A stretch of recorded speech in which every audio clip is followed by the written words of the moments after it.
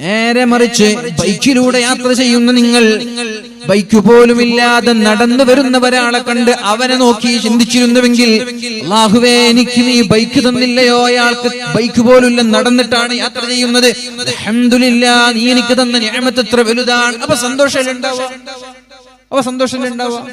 മുകളിലേക്ക് നോക്കുന്തോറും നിരാശയും ടെൻഷനും കൂടുന്നതാണ്, താഴേക്ക് നോക്കുന്തോറും സന്തോഷം കൂടും. നമ്മളൊരു ചെറിയ ഓടിന്റെ വീട് വെച്ചു, നമ്മൾ അല്ലെങ്കിൽ ഒരു നില വീടുണ്ടാക്കി, എന്നിട്ട് അതിൽ സുഖമായിട്ട് ജീവിക്കുമ്പോഴാണ് അയൽവാസിക്ക് നല്ല മനോഹരമായ ഒരു വീട് വരുന്നത്.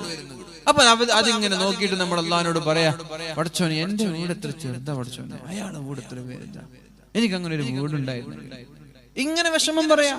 അങ്ങനെ വലിയ വലിയ വീടുകളൊക്കെ കാണുമ്പോൾ ആ വീടുകളെ നോക്കുന്ന ആളുകൾ അങ്ങനെ നോക്കുന്നതിനനുസരിച്ച് ജീവിതത്തിൽ നിരാശ കൂടുകയാണ്. നേരെ മറിച്ച് നിങ്ങളെക്കാളും താഴേക്കിടയിലുള്ളവർ, വീടില്ലാത്ത ആളുകൾ, പീഡികത്തിണ്ണയിൽ കിടന്നുറങ്ങുന്നവർ, ക്വാർട്ടേഴ്സിൽ കിടന്നുറങ്ങുന്നവർ ഇല്ലേ, ഇഷ്ടം പോലെ ഇല്ലേ? പീഡികത്തിണ്ണയിലും കോട്ടേഴ്സിലും വാടകയ്ക്ക് താമസിക്കുന്ന ആയിരക്കണക്കിന് ആളുകൾ നമ്മുടെ നാട്ടിലുണ്ടാകുമ്പോ നമ്മളെക്കാളും മനോഹരമായ വീട് വെച്ച ആളുകളെ നോക്കി എനിക്കതില്ലല്ലോ എന്ന ചിന്തയാണെങ്കിൽ ജീവിതത്തിൽ നിരാശ മാത്രമായില്ല. പെരുന്നാളിന് മനോഹരമായ വസ്ത്രം ഭർത്താവ് വാങ്ങിച്ചു തന്നു, നല്ല വസ്ത്രം, മാഷാ അല്ലാഹ്.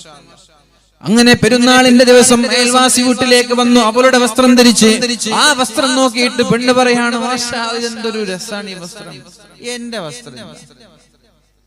വസ്ത്രം അപ്പോഴാണ് നിരാശയുണ്ടാകുന്നത്. നേരെ മറിച്ച് ആ പെരുന്നാളിന്റെ വസ്ത്രം പോലും വാങ്ങാൻ കഴിയാത്ത 100 കണക്കിന് ആളുകൾ ഇവിടെ ജീവിച്ചിരിപ്പുണ്ട് എന്ന് ചിന്തിക്കുമ്പോ എന്തോ ഒരു ഭാഗ്യവാന്മാരാണ് നമ്മളെന്ന് നമ്മൾ സ്വയം തിരിച്ചറിയുകയാണ്. നമ്മൾക്കൊരു തലവേദന വരുമ്പോഴേക്കും നമ്മൾ പറയുന്നു, യാ അല്ലാഹ് എന്തേ എനിക്ക് മാത്രം തലവേദന, എന്തേ എനിക്ക് മാത്രം പനി. എന്നാൽ കാലാകാലം ക്യാൻസർ ബാധിച്ച്, ഷുഗർ ബാധിച്ച്, എയ്ഡ്സ് ബാധിച്ച്, മറ്റുള്ള വിവിധ രോഗങ്ങൾ ബാധിച്ച് നടക്കാൻ കഴിയാത്ത, ഇരിക്കാൻ കഴിയാത്ത, ജോലി ചെയ്യാൻ കഴിയാത്ത 100 കണക്കിന് ആളുകൾ നമ്മുടെ നാട്ടിലും കുടുംബങ്ങളിലും ഉണ്ടാകുമ്പോ ചെറിയ ഒരു അസുഖത്തിന്റെ പേരിൽ നമ്മൾ വേദനിച്ചാൽ പിന്നെ എങ്ങനെയാണ് ജീവിതത്തിൽ സമാധാനം ഉണ്ടാവുക? അതുകൊണ്ട് ഹോസ്പിറ്റലുകളിൽ പ്രയാസപ്പെടുന്ന ആയിരക്കണക്കിന് ആളുകൾ ഉണ്ടാകുമ്പോ എനിക്ക് എത്രത്തോളം ആരോഗ്യം അല്ലാഹു തന്നു എന്ന് മനസ്സിലാക്കാൻ കഴിയും.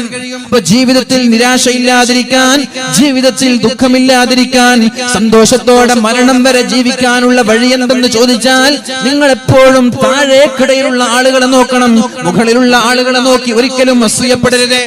നിന്റെ സാലറി 2000 റിയാലാണ്, അൽഹംദുലില്ലാഹ്.